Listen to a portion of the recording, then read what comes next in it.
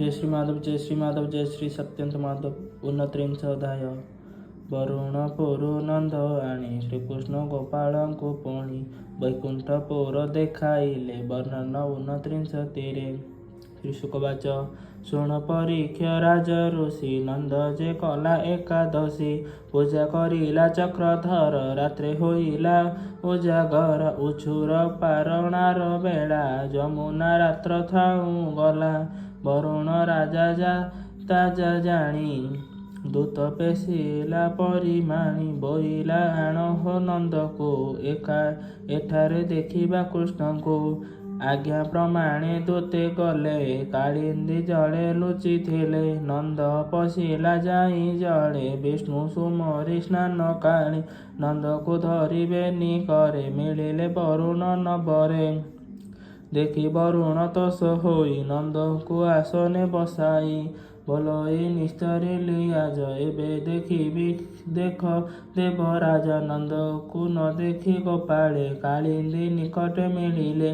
ନାନା ଶକୁନ ଦେଖି କୋଳେ ଖୋଜନ୍ତି ରହି ଜଳସ୍ଥଳେ।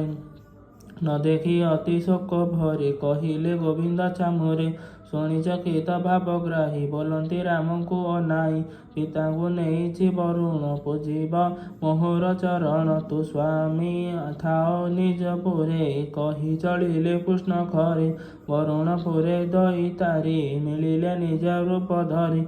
ଦେଖି ସାନନ୍ଦ ଜଳ ରାଜା କୃଷ୍ଣ ଚରଣେ କଲା ପୂଜା। ବିବିଧ ଧତେ ଉପହାର ଜାଣଇ ପୂଜାର ବ୍ୟବହାର। ପୁଣି ପଡ଼ିଲା କୃଷ୍ଣ ପାଦେ ବୋଲଇ ଶୋକ ଗଦ ଗଦେ। ଆଜ ଜୀବନ ମୋର ଧନ୍ୟ ଦେଖିଲି ପ୍ରଭୁ ନିରଞ୍ଜନ।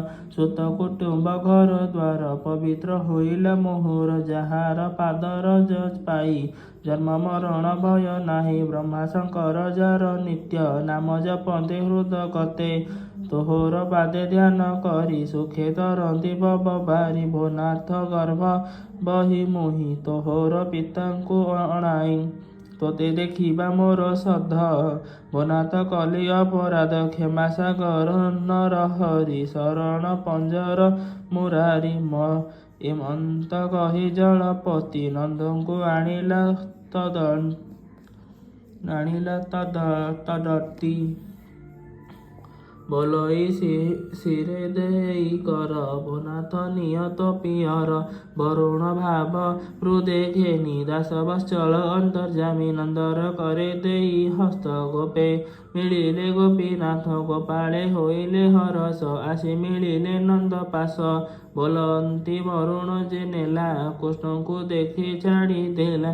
ନୋହିଲେ ମରନ୍ତା ପିଅର ଭାଗ୍ୟ ଦିଶିଲା ଗୋପପୁର। ନନ୍ଦ ଆନନ୍ଦ ମନ ହୋଇ ବୋଲଇ ଗୋପାଳଙ୍କୁ ଚାହିଁ। ଦେଖିଲି ବରୁଣ ଭୁବନ ନିର୍ମଳ ହୋଇଲା ନୟନ। ଗୋପାଳେ ବୋଲନ୍ତି ତା ଶୁଣି ନନ୍ଦ ବଚନ ମନେ ଗୁଣି। ତୁ ଭାଗ୍ୟବନ୍ତ ଗୋପ ବୀର ଯାରକୁ ମୋର ଦାମୋଦର। ଆମେ ଦେଖିବୁ ତାହା କାହିଁ ମର୍ତ୍ତ୍ୟ ମାନବ ଦେହ ବହି। ଆମ୍ଭର ଗତି ତ କୁମର ଗୋକୁଳ ଶରଣ ତାହାର। ଗୋପଙ୍କ ମନ କୃଷ୍ଣ ଜାଣି ମାୟା ମୋହିଲେ ଚକ୍ରପାଣି। ବୋଲନ୍ତି ଜୀବନ ଜୀବର ବ୍ୟବହାର ଭ୍ରମଇ ମାୟା ଜଡ଼ ଘୋର। ଆପଣା ଗତି ନ ଜାଣଇ ନାନା ଯୋନିରେ ଦେହ ବହି। ଗୋପେ ମୋ ସଙ୍ଗେ ଭାବ କଲେ ଏହାଙ୍କୁ ଦେଖାଇବି ବେଳେ।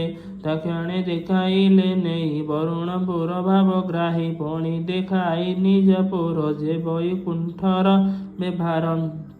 ଅନନ୍ତ ସତ୍ୟ ଜ୍ଞାନ ଜ୍ୟୋତି ବ୍ରହ୍ମା ଶଙ୍କର ଯାହା ଚିନ୍ତି।